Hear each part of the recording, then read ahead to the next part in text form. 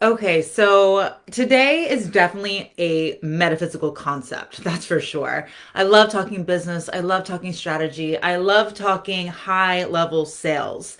But the thing is, I truly believe that I would not be the businesswoman that I am, the metaphysical woman that I am. I do really believe that we are humans, for sure, but we're spiritual beings having a human experience. I like to look at metaphysics and spirituality as a way of not escaping being human. Because let's be honest, being human is hard, it's tough. It's, in my opinion, being in the third dimension, which Earth resides on, is really about being in a school where the strongest of souls come to celebrate their growth. Because you will learn so much about what it means to work and be aligned with your higher self and with God when you are being tested the way that you are here in the physical. By no means is this easy if you're not aware. The more aware that you become, the more responsibility you have, but the more you're able to ascend and to remember. It's not about learning a bunch of new concepts, it's about remembering your truth and who you are as a being of light, as a child of God. And so today I wanted to discuss the topic of lucid dreaming. Now, this is something that I've been able to do as a child. Now, if you're not familiar, first of all, if you've never experienced it, that's okay. You can teach yourself. Now, how I look at this is, before I explain what it is just remind yourself that, everybody can dribble a basketball. You know what I mean? Like everybody can bounce a ball, everybody can shoot at a hoop, but not everybody is LeBron James. Not everybody is Michael Jordan, okay? Now, some people can play JV in college, some can be starting in college. Not everybody makes the NBA. And even on the NBA, some people sit the bench. There's different levels and there's different talents, and we're all unique individuals that make up a greater whole. But remember, the more you work at it, the more you become disciplined, the more you become committed to it, the better you can be at this craft. And when you are able to master this, you can truly explore your subconscious. I remind you again, we are spiritual beings having a human experience. You've heard me say it before, perhaps, but I do believe this to be true.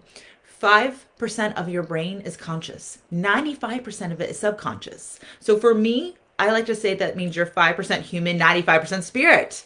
But even looking at it from a scientific standpoint, of saying conscious versus subconscious, it's when you become conscious of your subconscious that you really start understanding your full potential and your full truth. So stop just working with what's in front of you in the physical and what your mind labels to be true, and learn how to be open, to be vulnerable, and to be, willing to explore the greater dimensions of yourself, your soul, and of the different realms. So when you learn this, business becomes easy. Like business is in the physical. Explore higher and bring it down here. It's not for escaping. See, spirituality is not for leaving because being human is hard. You can tap into spirituality to bring it back here and embody it, to really be the best version of yourself. And I like to refer to that as your inner feminine beast, okay? She's the version of you that has the courage, the power, the strength, and the clarity to get it done and to see it through. So tapping into your subconscious, tapping into the higher realms, brings wisdom, guidance, unconditional love, and absolute support that's financial, spiritual, energetic, entire support. You're so supported. You just need to learn how to access that. One of the best ways is through lucid dreaming. Now, lucid dreaming is when you are in a deep sleep state and you all of a sudden, in the middle of a dream, recognize something that looks a bit odd, something that you definitely don't see in your everyday life. And all of a sudden, your mind gets triggered and says, that's not normal. This doesn't usually happen. Why is that happening? How am I experiencing this? And all of a sudden, you go, aha, I remember I fell asleep not too long ago. I must be dreaming. All of a sudden, inside your dream, you realize that you are dreaming. How cool. But who cares? Well, I care, because what's interesting is when you realize that you are dreaming, you can really explore your subconscious, that greater part of you. Once you realize you're dreaming, you know you can do anything and you won't die. You know you can do anything and nobody is going to really know about it because it's happening inside your head. You can face your fears. You can bring up suppressed emotions so they finally can be free. And you can access your team of support.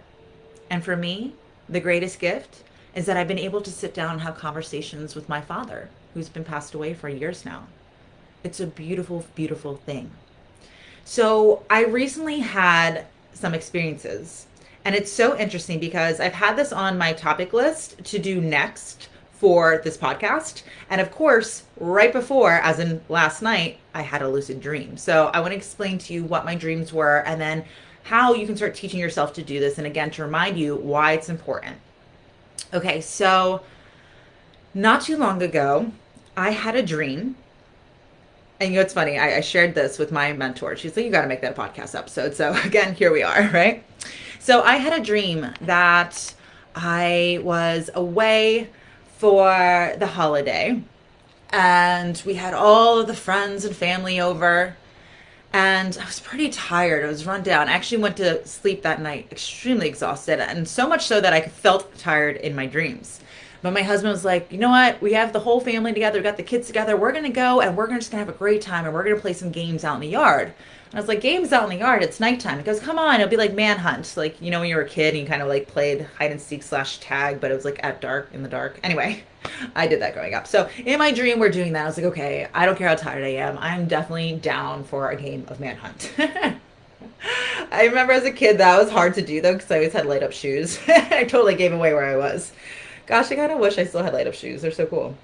Anyway, so in my dream, I go out into the yard and we are there and we're playing manhunt.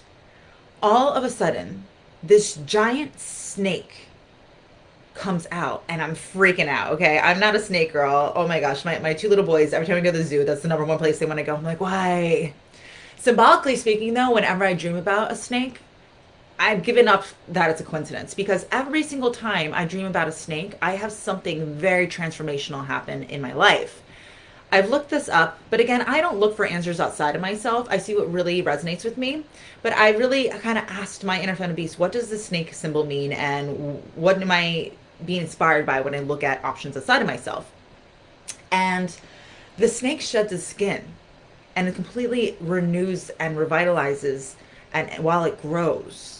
You know, so it's shedding the old, embracing the new, and it's interesting how every time I dream about a snake, boom, something happens. Regardless, though, I see this snake and I'm freaking out. I'm literally running from it, and don't ask me how, but it's keeping up with me. All of a sudden, it triggers me. When is the last time ever, in the history of ever, have I seen a giant, we're talking about huge, python in my backyard? Like, this doesn't make sense. Why am I experiencing this? Now, alligators, maybe. Now that I live in Florida, don't tell grandma. She's like, she has nightmares about that. But, I've actually have not seen an alligator, by the way. Anyway, so I see this snake and all of a sudden it just triggers like, this can't be real. Wait, it is real because it's happening in my mind. Just because you're not necessarily experiencing it in the physical, if you're experiencing your mind, it still is real because you're experiencing it. So regardless though, I'm like, this isn't happening in the physical. Oh my gosh, I'm dreaming. But I'm still terrified. That's a snake. And that snake did anything and everything to convince me that I wasn't dreaming. It was there to scare me. But as a metaphysical woman, I'm constantly reading. I'm constantly growing. And not too long ago, my dear friend Ayo, hey Ayo, she's a friend of mine where we get together and we hold each other accountable for reading. And she introduced me to Florence Scovel Shinn. And my goodness, I'm obsessed with so many of her readings. But she has this whole entire section of her book, Life is a Game. And it's called, she says, so long as a man resists a situation, he will have it with him. If he runs away from it, it will run after him. So the things that we don't desire, if we resist them instead of confronting them, we will still be haunted by them. And I knew that this snake for me represented fear. Fear of anything and everything. See, for me, I purposely do things to scare myself every single day. Why? Because this is how I grow. This is how I experience growth. I realize from now on, every time I experience fear, that it's me getting out of my comfort zone. And whenever I get out of my comfort zone, that's where growth happens. I'm here to grow. I'm not here to dabble, to try, to figure out. I'm here to live my life to the fullest and to accomplish as much as I can and hyperspeed my results and shine my light so bright that it creates an impact and inspires other people, creates a ripple effect and leaves a legacy. Okay. So in my dream, I was like, F this. Screw you, snake. And I went up to it, even though it was spitting and hissing at me. And I just said, I'm not afraid of you. Because fear is not something that I am running from. Fear is something that I choose to look at head on because I know that if I show love to fear, that love conquers all. With love, all things are possible.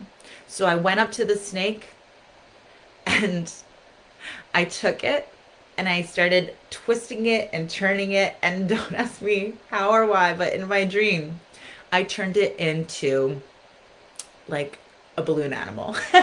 Maybe like Shrek. Do you remember when like Fiona did that? That's exactly what I did. And I sent it off with love. And then I woke up. So, okay, Cynthia, that seems trippy. That's crazy. No, I assure you, I do not do drugs, and I'm pretty sure I did not drink wine that night. So, it wasn't because of that. Lucid dreaming is beautiful because it really helps you to subconsciously let go of the things that are being suppressed within your energetic and emotional body. You are an energetic being, you're an emotional being before you are a physical being. So anything that comes to you in the physical needs to first come to you energetically. So go explore that side of you, not just the 5% of you, the 95%. That's why lucid dreaming is so beautiful. So if you've had this happen before, you're like, oh, okay, it's making sense. But I want to teach you how to do it so you can actually do it on your own. So as a child, I would experience this quite a bit. It would just happen randomly to the point where I was like, there's something here. I can really learn a lot about who I really am. So why don't I explore this? And I start teaching myself how to do this. So what I've done is every single night before I go to bed, I would make an intention to have a lucid dream, but I would also pick something that's very, very odd. I remember often snakes are what trigger my lucid dreams. So I said, if I see a three-headed snake, because that would definitely be an odd thing, then that must mean that I'm lucid dreaming. So I would pick something like that, or maybe I would pick something less scary perhaps, but like, I don't know, a purple dog or a I don't know. You get where I'm going with this, right? But I remember I picked the three-headed snake, okay? So I would say that over and over and over, and I wouldn't dream about it. Then all of a sudden, 3, 4, 5 days later, I did, and all of a sudden it triggers. I am having a lucid dream. So then I would think about what is it I want to know more about myself than anything, and where would I go to look for it? And I would go there in my dream, okay? That's where it's interesting. So here's another thing. I train myself once I'm sleeping to do the same thing in my dreams to repeatedly have a lucid dream. So in my dream, I notice that bathrooms always look so weird. I don't know why, but like the toilet will be on the ceiling, or there'll just be like a hole in the ground, or there'll be no doors to the stalls, which doesn't make sense because there always is. Or if you go and look at the mirror, your face doesn't look like your face. It looks similar, but it looks odd. Like you'll look older, you'll look different, you'll have bangs when you don't usually. And especially if you look at your hands. Whenever you look at your hands in your dreams, they always look weird. Like, so for me, my nails are always like pristine, they're always done. But in my dream, they'd be like popped off or like completely broken. I'm like, this doesn't make sense, right? Or I'd have like a sixth finger or something. So I would train myself every time I'm dreaming to just get in the habit. If I was at a restaurant or if I was at work or if I was, visiting somewhere, I would go to the bathroom. I would look around the bathroom, and if it looked odd, which it always does in my dream, I would then notice that I'm lucid dreaming and go explore what it is I wanted to do. So what is it that I want to explore? For me, I'm so blessed, but I honestly speak to my father who's just passed away more now than I even got to when he was alive because we lived across the country. I sit down with him and I ask him, what do you know from my angels? What do you know from my guides? What do you know where you're at now? What do you want me to do to help serve? Like, I love you. I miss you. I can hug him. I can smell him. You can do anything. Like, you can go through a whole buffet and taste every food and not even like have to gain the weight. You can explore. I'm always like, can I smell things? Can I taste things? Can I feel things? I would have very difficult conversations. What I like to refer to as courageous conversations, other people might refer to as confrontations, right? I would go have them and practice them with the person before I go have them in real life because I was able to do that. Hey, let me find this person in my dream so I can practice. I would hear actually what they said word for word before they said it in person. And I was prepared for it. And I handled and kept my composure and hence broke the loop. And instead of, repeating that pattern, again, having that resistance, I confronted it with elegance and I passed it gracefully. So this is why, again, you want to learn how to explore your subconscious. It's a beautiful thing. I was talking to my girlfriend recently about lucid dreaming, and she says, you're a master dreamer, lucid dreamer, if you can walk through a wall in your dreams and walk back. So you'll realize in the beginning, many times you'll be like, oh, I'm lucid dreaming, and then go do that thing and get excited. You're like, okay, what can I do? And you'll test yourself and you're like, it's not working because you're still convincing yourself that you have this ability. So I remember I went up to walls and I was like, I don't know why, but being the challenging woman that I am, I always would pick like a brick wall.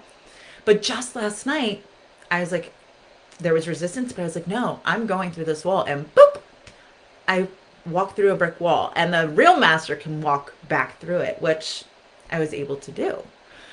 So right away, again, I realized I can do it. Go find daddy, sit down and have the most beautiful conversation. How healing that is for my soul, how much closure that's given me, how much amazingness it is to know that I'm supported, that he's still available to me. This has been a blessing. And again, it's all been possible through lucid dreaming. So what is it that you have fears about? How can you confront them? How can you let go of suppressed trauma and really just, be available for healing? It's through lucid dreaming. So I really recommend this. I would love your feedback. Definitely come inside the Spiritual Success Sorority. Let me know you listened to this podcast episode and ask me any questions that you have. Let me know if you've experienced this or if these tips are actually helping you. If you'd like more episodes like this, also let us know because I'm here to create information that I know you like and not things that I think you like. In the meantime, acknowledge it, embrace it, see it through.